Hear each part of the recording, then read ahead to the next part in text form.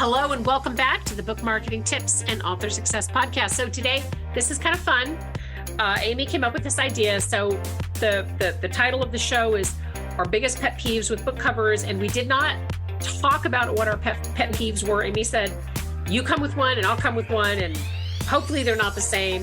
All right. So I really dislike hand-drawn book covers are not my thing.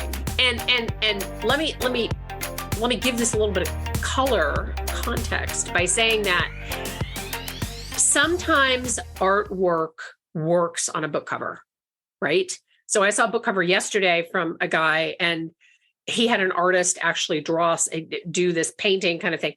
Absolutely worked. In the majority of cases, hand-drawn book covers look like your second grader's artwork that should be just pasted on the refrigerator and forgotten about. I'm sorry if that was really mean. Amy, what's yours? I'm with you. I'm with you on that. And, we want to make it clear there's a lot of elements that actually have to go right to make a really stunning book cover. So just because we're talking about our pet peeves doesn't mean like, okay, as long as I don't do that, as long as I don't draw it, my book cover is going to be great. That's not what we're saying. Right.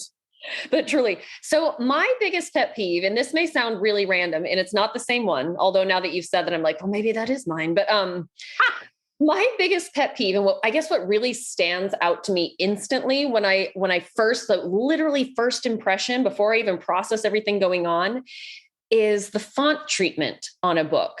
Yeah. So the kind of font, and then also the size of the font. Because to me, it's amazing. There's so much psychology in that.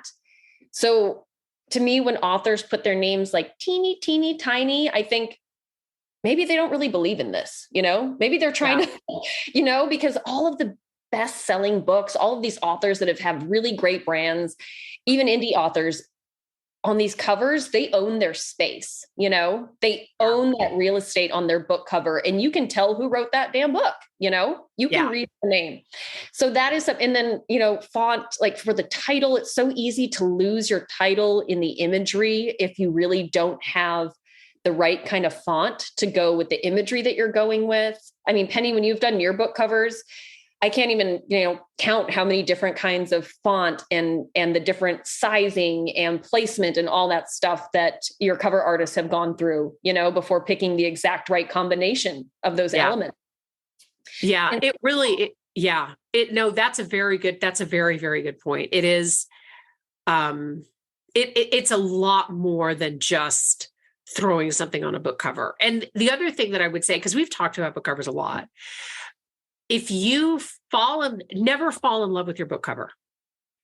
And I know that sounds sort of crazy, but I have to love my cover. Yes. But if you fall in love with your book cover, you've lost all objectivity. Mm-hmm. You've lost your ability to say, I just don't think that this is really right. And stay away from hand drawings. I'm sorry. I know I keep coming back to that. I'm just like, please, and sometimes I get like, I'll have an author send me their book cover and I'll have a great conversation with them. And their book cover is a hand, it's like a drawing. And again, there are times when it works, like that author I talked to yesterday. It's beautiful. But in the majority of cases, it does not work. Yep. And it just looks amateurish, right? It just looks amateurish. And I would say that if you're listening to this and you're just like, that Penny person sounds mean.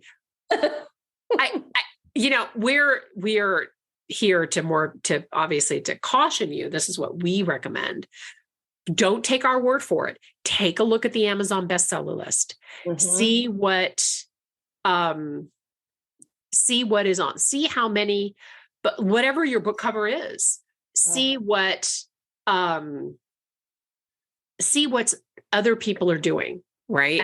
Absolutely. When I look at the women's fiction bestseller lists, like the different subgenres, like I'm literally swooning. Like this is where my real book geek comes out, I will scroll through that and go, wow. I know. It is. It's like looking at art. You know what I mean? And there are some genres that really just, especially when you're just looking at the bestseller list, just knock it out of the park and set the bar so damn high. But that's why we get so opinionated about book covers, especially when authors come to us. If we can provide some productive, potentially really positive feedback for how you can potentially make more money on your book, sell more books, attract more buyers, we're going to tell you that. Yeah. Yeah, absolutely. I think that, and it's interesting because I was talking to somebody the other day, and she has a friend she's not in the industry, but she has a friend who published a book. And she said, can I show you the book cover? And I said, and I looked at it, and the book cover was awful. And she said, what do you have any recommendations for my friend? And I said, well, my first recommendation is get a new book cover. And she said, but won't people and it's interesting what a new concept it is to people when you say readers do judge a book by its cover. And it also, I realize it sounds shallow, but it's absolutely very true. Readers, you are judged by your book cover. Make sure that it's something that presents what you want it to, and don't be afraid to fail fast and get in there and redo the cover. Because I'm sure like this, this book that she showed me, I'm sure that it's a great book, but people may not see that great book, which is really kind of a shame. Exactly. Yep. 100%. So we hope that you've enjoyed this very short. Once again, it's all about our opinions. We should just change the name of this podcast to like Penny and Amy's book marketing opinion show. But we hope that you have enjoyed this. We love your ideas. Anytime, if you have an idea, feel free to email us. Our contact information is in the show notes. We love a review wherever you listen to podcasts. And by the way, we were under book marketing podcast, we were number 1. I think we still are. So thank you so much for listening. It is for you that we do this show, and we wish you much success. Bye-bye.